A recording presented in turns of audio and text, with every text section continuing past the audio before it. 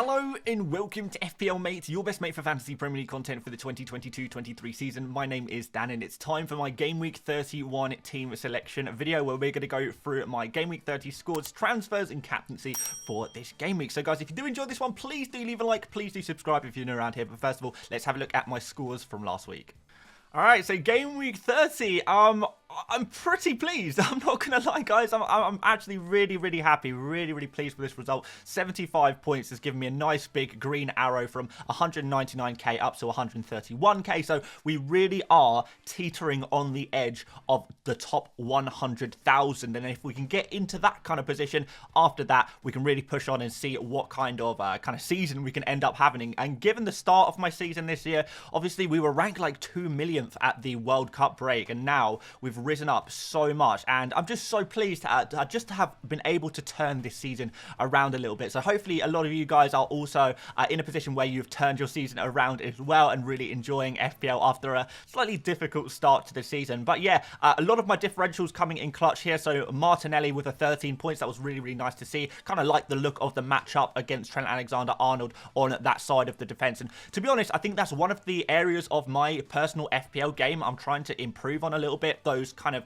matchups between players and teams and this kind of thing, and seeing if that can help me get a little advantage there. So yeah, I'm going to try and focus a lot more on these matchups. Solly March, the Brighton man, finally outscoring some of the other Brighton midfielders. So you know, it's going to happen to different Brighton midfielders in different game weeks, but happily I was on the right side of this one. And this front three, guys, I mean, let me know in the comments if you also have this front three, because these three forwards are just the overpowered combination right now. Erling Haaland, Harry Kane, Ollie Watkins, these guys are the boys. They're the guys in form and absolutely killing it in Game Week 30. But with some other disappointing scores around the area, you know, we had some other kind of disappointing players, a couple of injuries as well in this game week. We do have a lot of big decisions to be making in Game Week 31, so let me share with you what I am thinking. Okay, so 0.4 million in the bank, one free transfer. We've not got too much money to be playing around with here. Let me throw my team on screen first of all, and I'll tell you kind of what I'm thinking and some different options I have at my disposal. So first of all, I'm going to go for Nick Pope in goal. It's between Kepa and Pope for me, and I do feel like Pope just edges it because we are really looking like Newcastle have got some really good defensive numbers recently, have got the odd clean sheet recently, but in general, they're not really conceding more than 1 goal per game. Aston Villa away is not an easy fixture, and if I'm honest, between Kepa against Brighton and Pope against Aston Villa, there is no easy goalkeeper fixture for me this game week, so I kind of have to just roll with what I think is the best defense currently, and I do think that is Newcastle and Nick Pope. So I guess fingers crossed that can work out. I can see a potential clean sheet. I'm not terribly hopeful though. Into defense we have got Kieran Trippier, I guess because he's got that attacking output, and Aston Villa have conceded the odd goal here and there. I do feel like the Trippier could be involved in some of the attacking play for Newcastle, so maybe an assist here or there, that might be nice, even though I'm not massively expecting a clean sheet from this one. But look, you never know. When you are going with the best defenders, well, the best defenses, I guess, you can get a clean sheet in any game, even in the most difficult game. So you never know. I just am not going to, automatically expect it.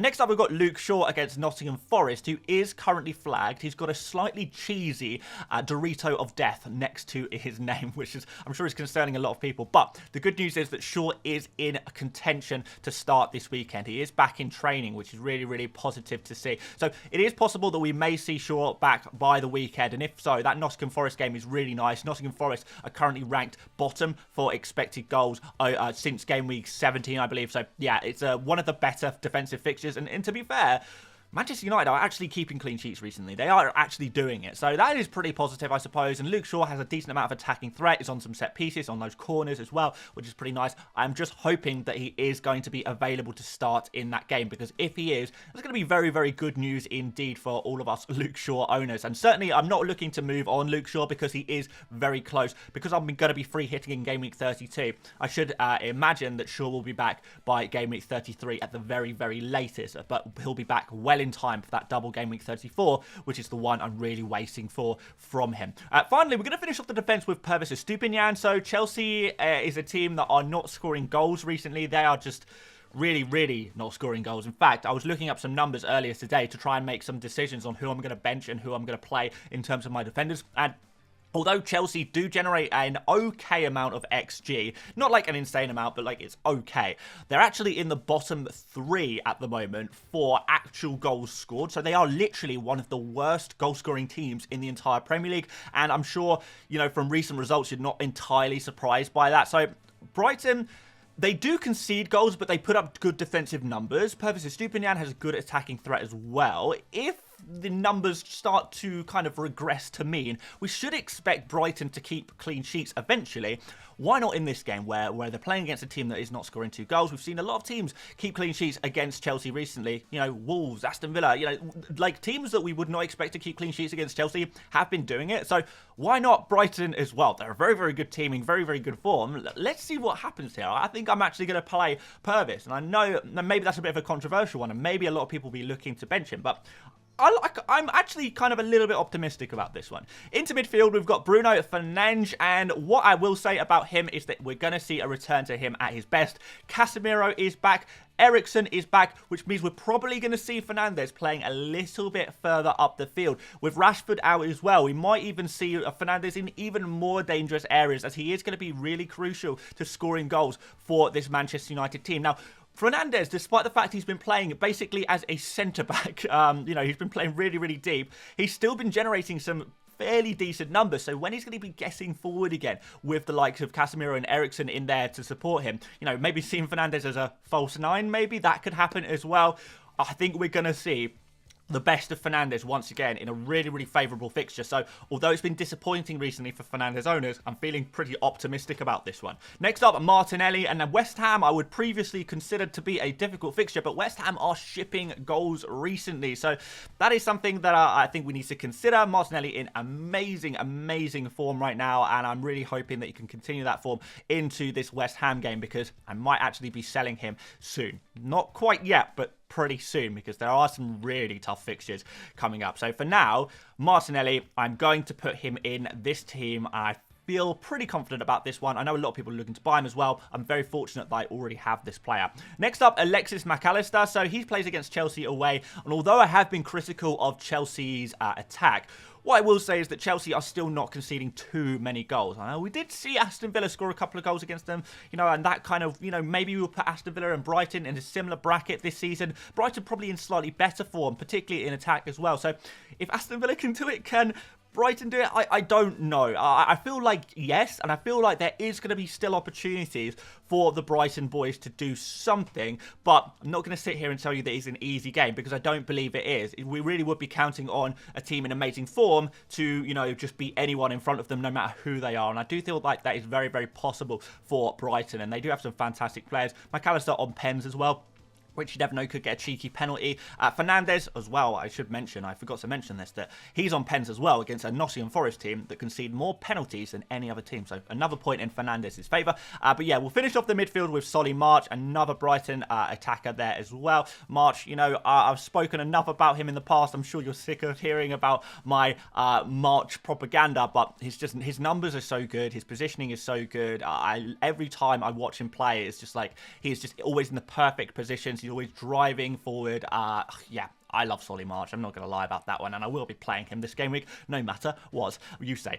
Moving up front, we've got Erling Haaland against Leicester. Very glad I bought him in last game week, but yeah, we've got a nice fixture against Leicester here. Really should be a good opportunity to get some more goals, assuming that he does continue to start. But look, I know people are a little bit worried about Manchester City rotation, but we really are in a situation where Man City need to win every single game at the moment, because they have a genuine chance of pipping Arsenal to the Premier League title. It's within their hands as long as they can beat Arsenal in Game Week 33. So they need to keep the pressure on. They need to win games. And Erling Haaland is so crucial scoring those goals for Manchester City, and I expect that to continue. Harry Kane against Bournemouth. That is a very nice player to own in this game week as well. Kane, super, super consistent. Can he do something magical and score more than one goal in a game week? That would be pretty nice. He did do it a few weeks ago, to be fair. I think that was against Nottingham Forest. Similar kind of easy fixture with Bournemouth this week, this time at home, which is very, very nice indeed. I think Harry Kane is going to be a really good pick for this game week. Not quite sure he's captaincy material, but he's very, very close. He's very, very close to it. But yeah, this one is just,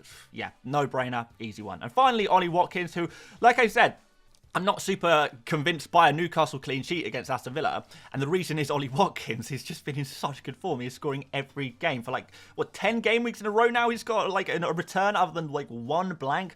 Really is absolutely insane from him. He is in such good form, and I always say, the best attackers in the best form will score against anyone, even the most difficult defences, and that is why I'm worried about my Newcastle defenders. But I don't really have too much of a choice here. Maybe that's something we need to address in our transfers, which we will speak about very shortly. But first of all, let's bring up the bench, guys. We've got Kepa on the bench.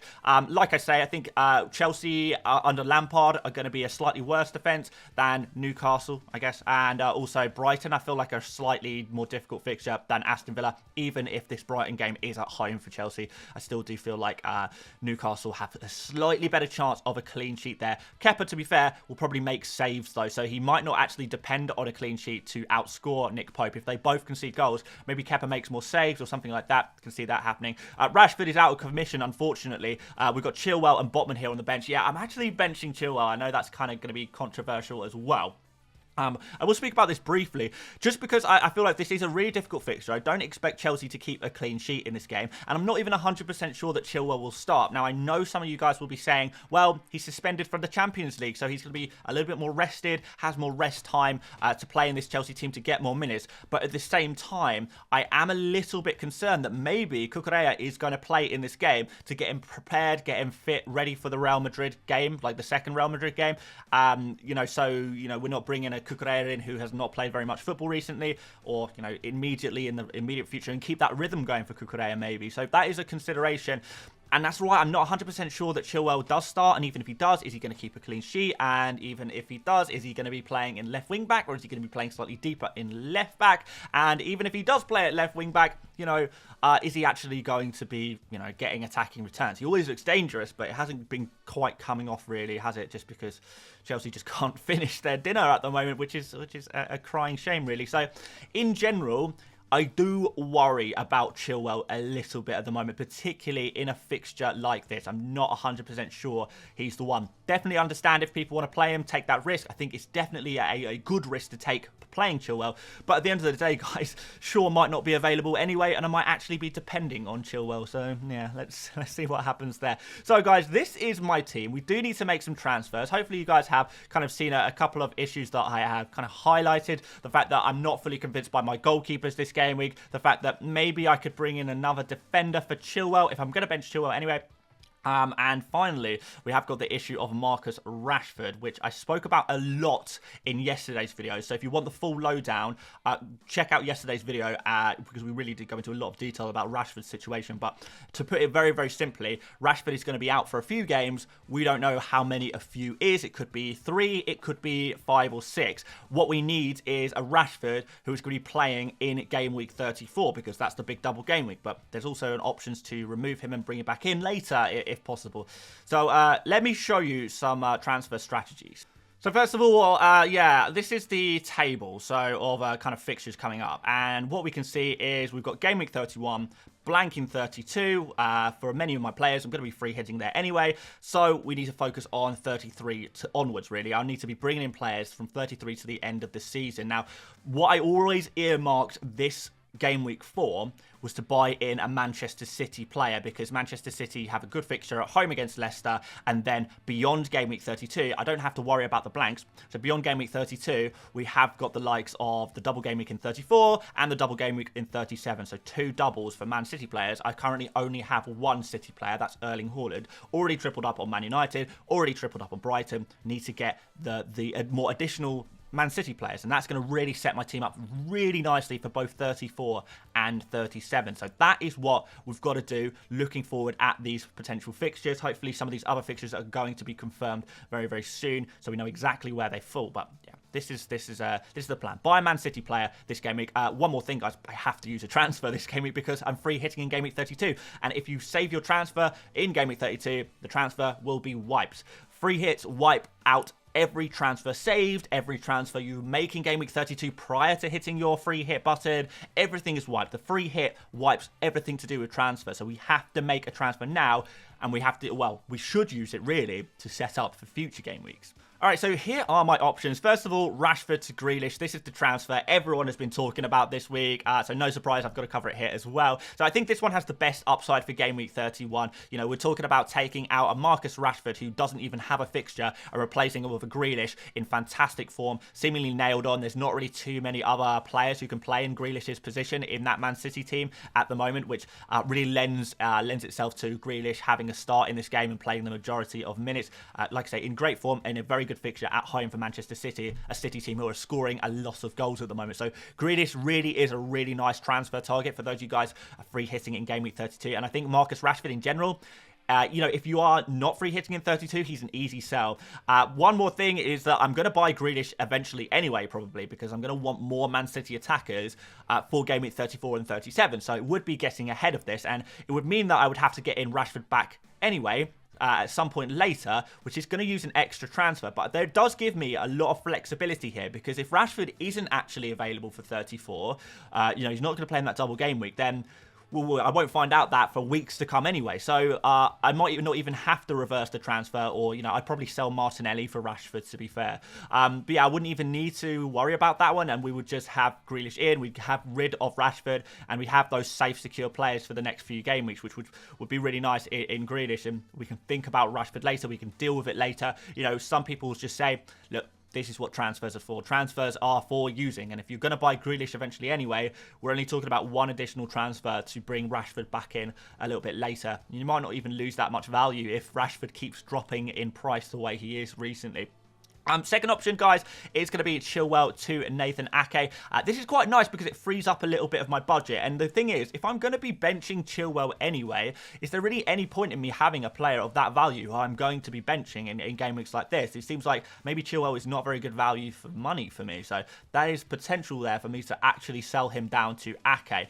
What I don't really like about Ake, though, is that he does have that minor rotation risk. And yes, so does every other Man City player. But the thing is with defenders is that the reward is not that big. You know, it's high risk, but the reward is not even that much. It really isn't compared to the attackers, where, you know, even if they don't get all of the minutes, they still have a really, really high upside. City defenders just do not have a high upside. They're not going to score you more than 6 points, and that really depends on a clean sheet happening anyway. And it also would lock me out of Ederson, because if I want Grealish eventually anyway, I've got Erling Haaland, and I want to get Ederson in at some point, then yeah, maybe Ake is going to actually lock me out of that one, potentially, if that's a move I wanted to make. And finally, Pope, set Ederson. So yeah, I think I do want Ederson because he is, you know, he gives me a decent keeper for Game Week 31, which is something that I am looking for right now. He's a nailed-on City defender for double Game Weeks 34 and 37, so there's no rotation risk for Ederson whatsoever. But the downside to going for Ederson is it does reduce my flexibility, because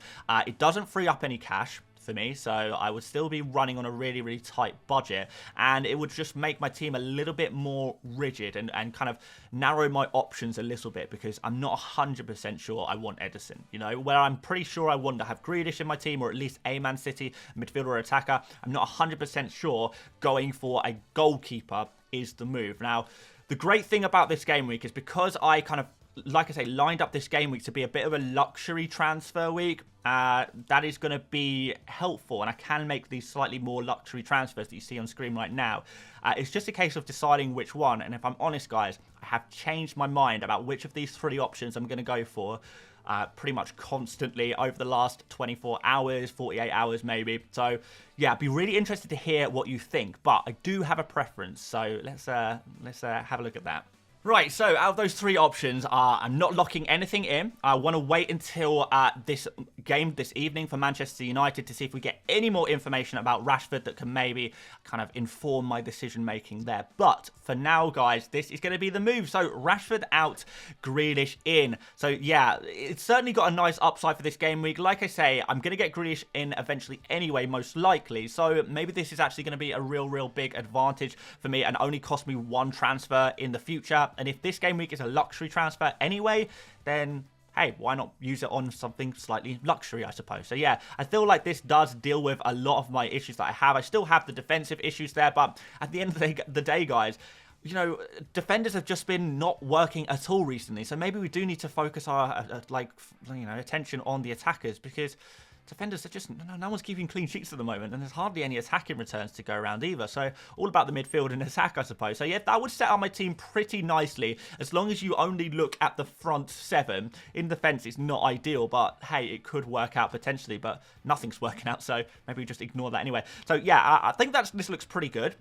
This is what I'm thinking at this moment. Could change. And finally on captaincy, guys, we're going to put the captain's armband on Erling Haaland. Absolutely easy shout this game week. We're back to easy, no brain, just captaining Erling Haaland every week. And we'll put the vice captain on Harry Kane, because there's a nice little opportunity for him against Bournemouth as well, just in case Erling Haaland does get injured or, you know, is unavailable or you know, is just rested for whatever reason. So there we go, guys. That is going to be my Game Week 31 team. Hopefully, this is going to be the team to take me into the top 100k. Not massively hopeful about that one, but I am at least building really nicely for the double game weeks in the future. And I'm well, you know, certainly with an additional Manchester City player, I'm getting really, really nicely prepared for future double game weeks. So I'm happy about that at least. There we go, guys. Thank you so much for watching. Please do leave a like. Please do subscribe if you're new around here. And let me know which of those transfer options you would go for. And if you've got any other kind of transfer questions or anything like that, feel free to leave a comment as well, and I'll try and reply to a few of them. Not sure what tomorrow's video is going to be yet, but I'm sure we'll have something for you guys. We'll do a stream tonight as well. Probably should mention that. But aside from that, guys, thank you so much for watching once again, and I will see you later, mates. Bye-bye.